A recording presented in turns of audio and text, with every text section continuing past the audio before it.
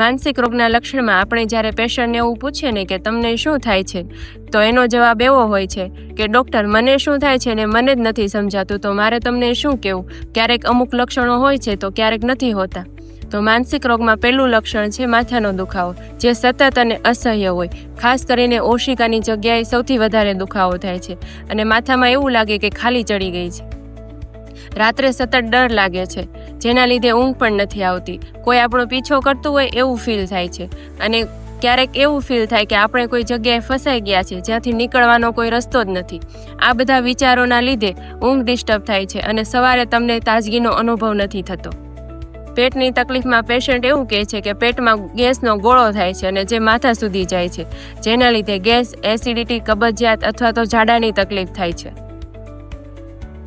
ભૂતકાળની ઘટનાઓ સતત યાદ આવ્યા રાખે છે, જેમાં સારી ઘટના અને ખરાબ ઘટના બંનેનો સમાવેશ થાય છે.